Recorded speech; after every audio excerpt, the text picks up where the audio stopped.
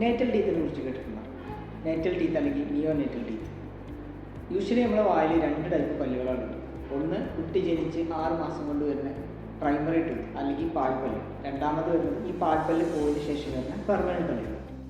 എന്നാൽ ഇത് രണ്ടും അല്ലാത്ത പാൽപ്പല്ലിനോട് ഭയങ്കര സിമിലാരിറ്റി ഒക്കെ ഉള്ള ഒരു പല്ല് യൂഷ്വലി കുട്ടി ജനിച്ച ഉടനെ അല്ലെങ്കിൽ ജനിച്ചൊരു 30 ദിവസത്തിനുള്ളിലൊക്കെ ആയിട്ട് വളരെ കുറച്ച് കുട്ടികളിൽ, അതായത് 2000-3000 കുട്ടികളൊക്കെ എടുക്കുമ്പോൾ അതിൽ ഒരാളിലൊക്കെ കാണും. ഇങ്ങനെ കാണുമ്പോൾ ഇത് എന്തെങ്കിലും ഒരു അസുഖത്തിൻ്റെ റിസൾട്ടായിട്ട് വരുന്നതാണോ, അല്ലെങ്കിൽ ഇതിനെന്തെങ്കിലും വലിയ ട്രീറ്റ്മെൻറ്റ് എന്തെങ്കിലും എടുക്കേണ്ടി വരുമോ, അല്ലെങ്കിൽ ഭാവിയിൽ ഇനി ഇത് വരുന്ന പാൽപ്പല്ലിനെ ബാധിക്കും, പാൽപ്പല്ല് വരാതിരിക്കും, അങ്ങനെ പല പേടികളുണ്ടാവും. പക്ഷെ അങ്ങനെ ഒന്നും പേടിക്കേണ്ട കാര്യമില്ല.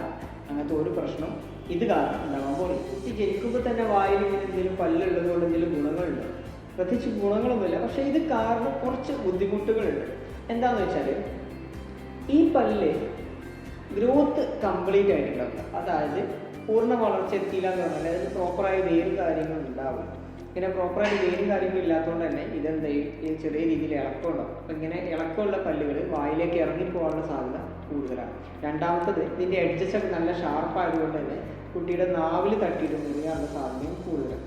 മൂന്നാമത്തെ ഒരു വലിയ പ്രശ്നം എന്താണെന്ന് വെച്ചാൽ കുട്ടി പാൽ കുടിക്കുന്ന സമയത്ത് മദേഴ്സിന് പെയിൻ ഉണ്ടാവാനുള്ള സാധ്യതയും കൂടുതലാണ്. അപ്പോൾ ഇങ്ങനെ ഒരു പല്ല് വായിൽ കണ്ടു കഴിഞ്ഞാൽ നിങ്ങൾ പാനിക്കാവേണ്ട കാര്യമൊന്നുമില്ല. എത്രയും പെട്ടെന്ന് എന്ത് ചെയ്യാം, അടുത്തുള്ള ഒരു ഡെന്റിസ്റ്റിനെ കാണിക്കുക, ആ പല്ല് പെട്ടെന്ന് തന്നെ റിമൂവ് ചെയ്യും.